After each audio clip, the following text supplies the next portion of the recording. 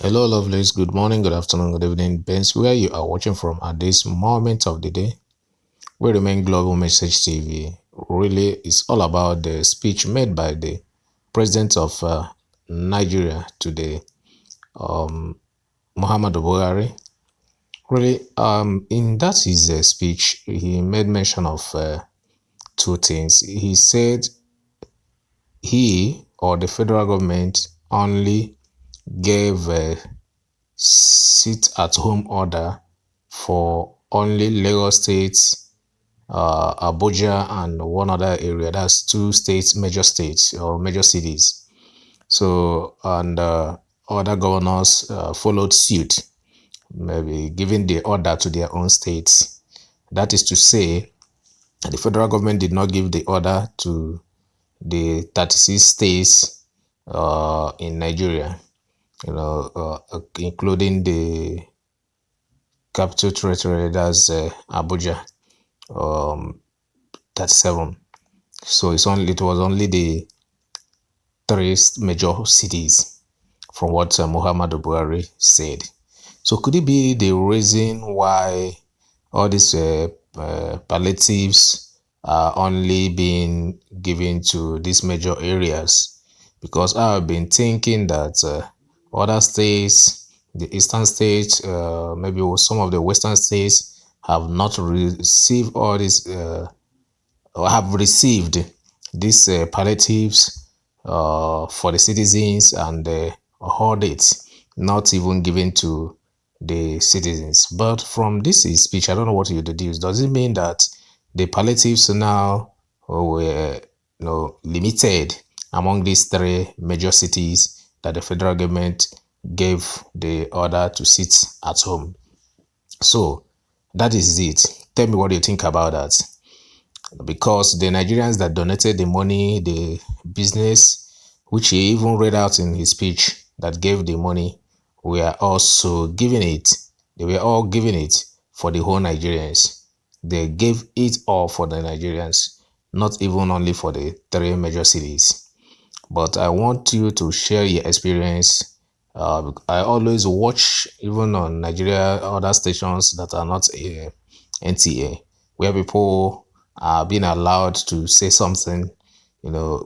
You see them crying. Almost everybody is saying that they've not seen them. They've not. Some street will say they will bring about 4 bags of rice. 4 bags or 5 bags contents of rice, beans, and garri in those um, 1/4 bags. And ask a whole street to share it. Though I have not seen. Well, that is not the case. But the major case is that even the speech of Muhammadu Buhari today, people are terming it to be a doctored speech. I don't know. So some people say that it has been edited. Look at how it goes up and comes down, and he stands like one who is somebody have after spoken. Projected him as if he kind of, in fact, when we talk about something being doctored, so they were like, this is not him. Though personally I didn't watch it on a live TV. I watch it on YouTube with his speech. So I don't know what you think about it, but the speech, I'm gonna tag it now. I want you to watch it. Let me know what you think about it, and what you deduce or observed from this speech. Is it a doctored something, or is it a real life something? And if you really watched it live, still let us know, so that we can clear this argument of people trying to say it's a doctored something. But to me, I think for AIT to capture it, it must be something live. They can't allow their station to be used for such, criminality. So my people, what matters is, yeah, he had come out and said something, read the speech, no matter how it was read, but he have said something, and the Nigerians now know that yes, he's alive, he's in the country also, because a lot of people said he was flued out. But let me know what you think about it. So just watch that. The President and Commander-in-Chief of the Nigerian Armed Forces, Muhammadu Buhari, now addresses the nation on measures to contain the COVID-19 pandemic. Mr. President.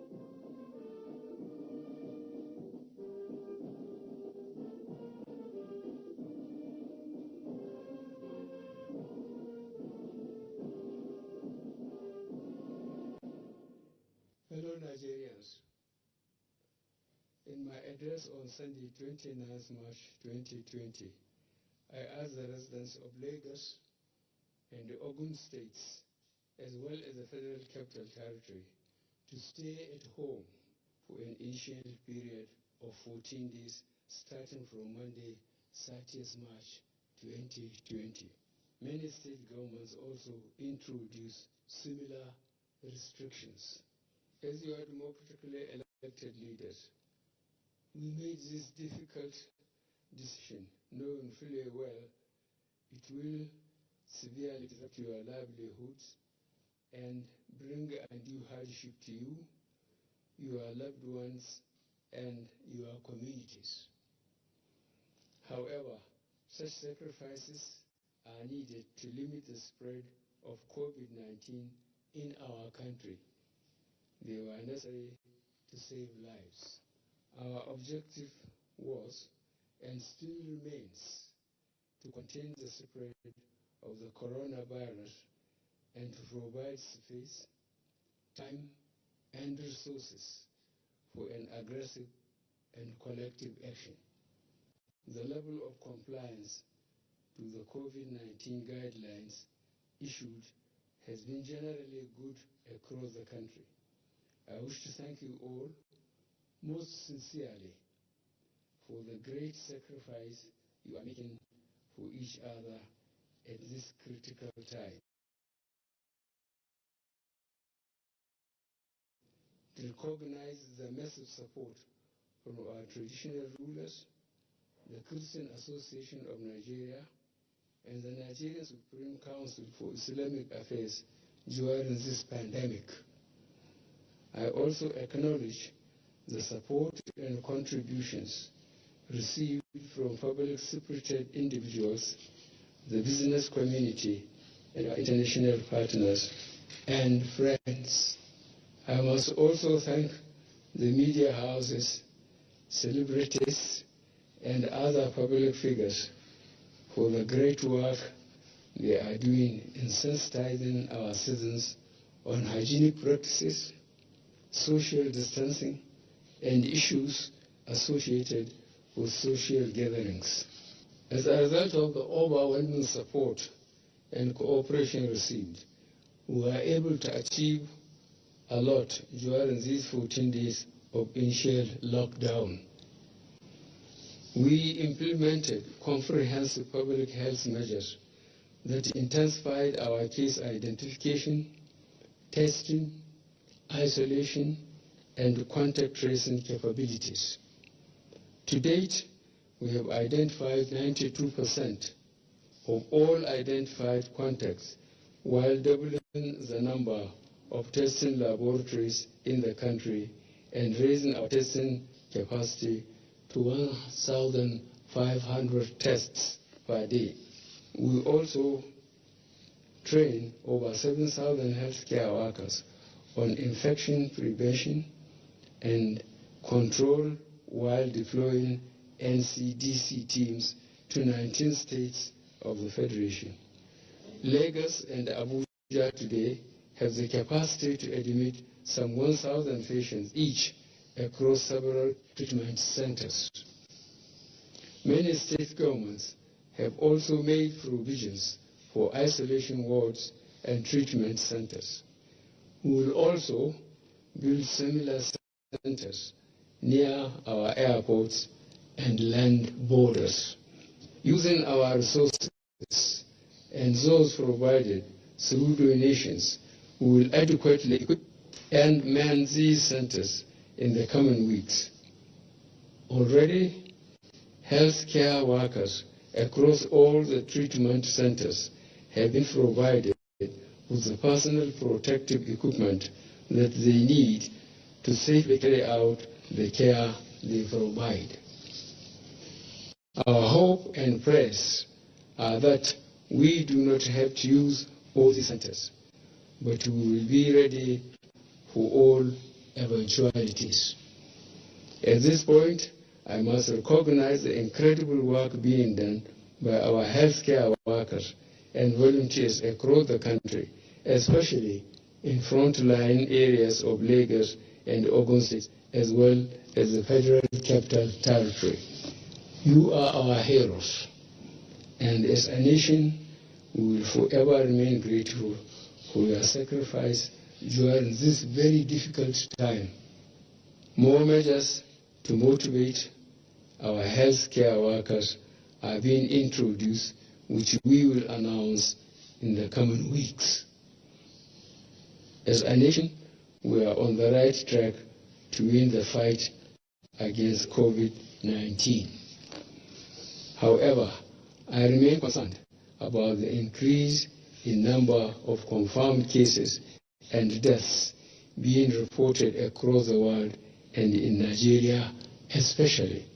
On 30th March 2020, when we started our lockdown in conforming with medical and scientific advice, the total number of confirmed cases across the world was over 780,000.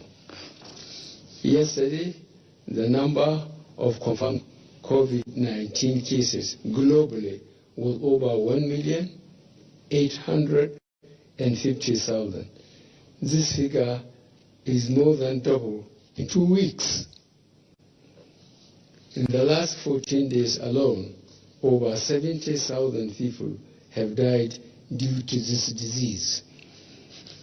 In the same period, we have seen the health system of even the most developed nations being overwhelmed by this virus. Here in Nigeria, we had 131 confirmed cases of COVID-19 in 12 states on 30th March 2020. This morning, Nigeria had 323 confirmed cases in 20 states. Unfortunately, we now have 10 fatalities. Lagos State remains the center and accounts for 54% of the confirmed cases in Nigeria.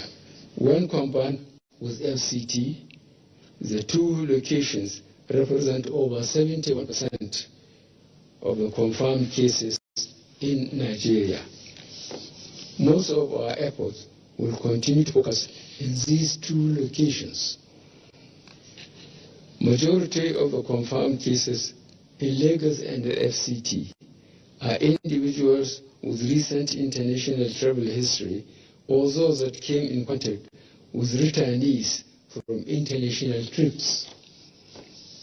By closing our airports and land borders and putting strict conditions for seafood activities, we have reduced the impact of external factors on our country. However, the increase in the number of states with positive cases is alarming. The National Center for Disease Control has informed me that a large proportion of new infections are now occurring in our communities through person-to-person contacts. So we must pay attention to the danger of close contact between person to person. At this point, I will remind all Nigerians to continue to take responsibility for the recommended measures to prevent transmission, including maintaining physical distancing, good personal hygiene, and staying at home. In addition, I have signed the quarantine order in this regard and additional regulations to provide clarity in respect of the control measures for the COVID-19 pandemic, which will be released soon. The public response to COVID-19 is built on our ability to detect, test, and admit cases, as well as trace all their contacts. While I note some appreciable progress, we can achieve a lot more. Today, the cessation of movement, physical distancing measures, and the prohibition of mass gatherings remain the most efficient and effective way of reducing the transmission of the virus. By sustaining these measures, combined with extensive testing and contact tracing, we can take control and limit the spread of the disease. Our approach to the virus remains in two steps.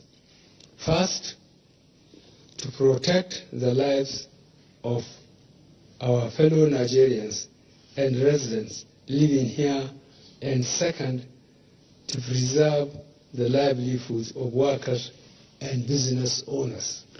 With this in mind, and having carefully considered the briefings and the report from the Presidential Task Force and the various options offered, it has become necessary to extend the current restriction of movement in Lagos and Ogun States, as well as the FCT, for another 14 days, effective from 11:59 p.m.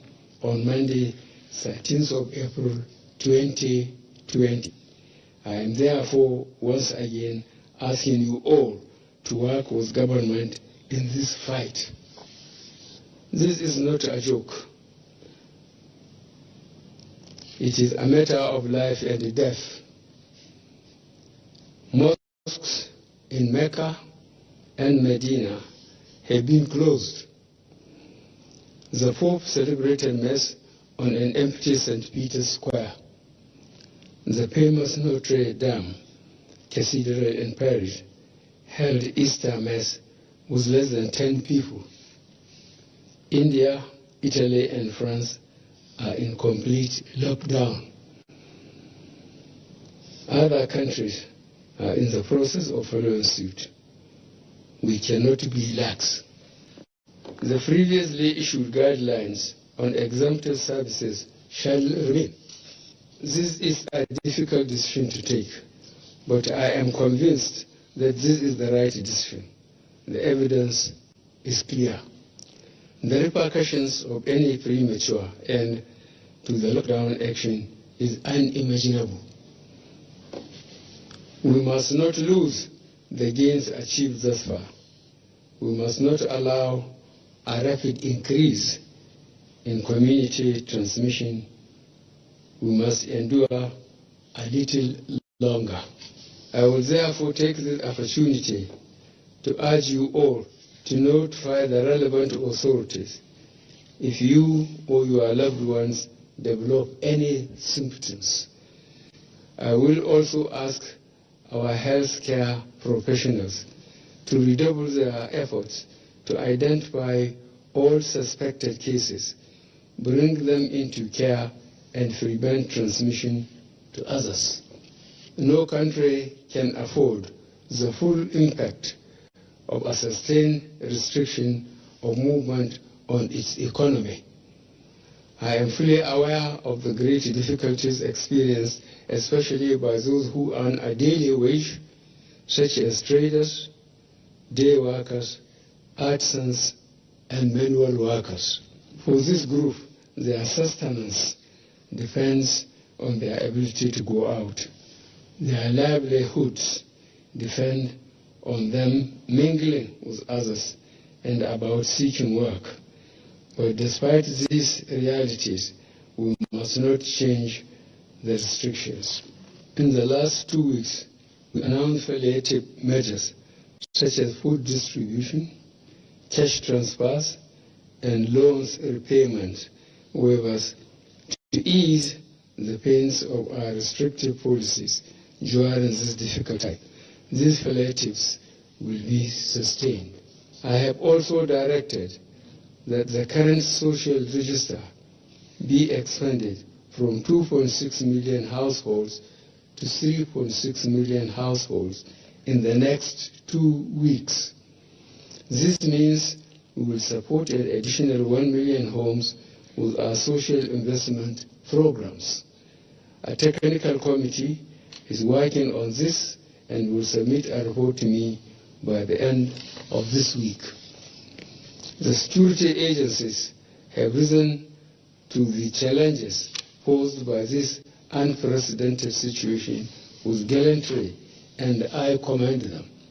I urge them to continue to maintain utmost vigilance, firmness, as well as restraint in enforcing the restriction orders while not neglecting statutory security responsibilities. Fellow Nigerians, follow the instructions on social distancing. The irresponsibility of the few can lead to the death of many. Your freedom ends where other people's rights begin. The response of our state governors has been particularly impressive, especially in aligning their policies and actions to those of the federal government. In the coming weeks, I want to assure you that the federal government, through the Presidential Task Force, will do whatever it takes to support you in this very difficult period. I have no doubt that by working together and carefully following the rules, we shall get over this pandemic. I must also thank the legislative arm of government for all their support and donations in this very difficult period. This collaboration is critical to the short and long-term success of all the measures that we have instituted in response to the pandemic. As a result of this pandemic, the world as we know it has changed. The way we interact with each other, conduct our businesses and trade, travel, educate our children, and earn our livelihoods will be different.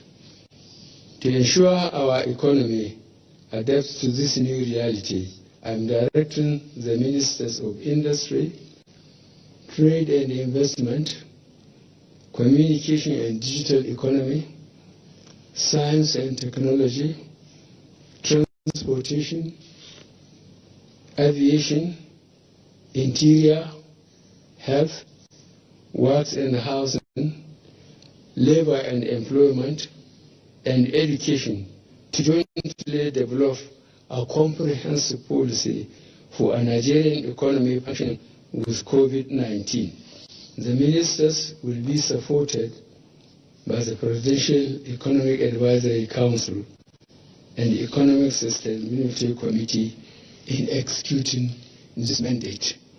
I am also directing the Minister of Agriculture and Rural Development, the National Security Advisor, the Vice Chairman, National Food Security Council, and the Chairman, Presidential Fertilizer Initiative, to work with the Presidential Task Force on COVID-19 to ensure the impact of this pandemic on our 2020 farming season is minimized. Finally, I want to thank the members of the Presidential Task Force on COVID-19 for all their hard work so far. Indeed, the patriotism shown in your work is exemplary and highly commendable. Fellow Nigerians, I have no doubt that by working together and carefully following the rules, we shall get over this pandemic and emerge stronger in the end. I thank you all for listening, and may God bless the Federal Republic of Nigeria.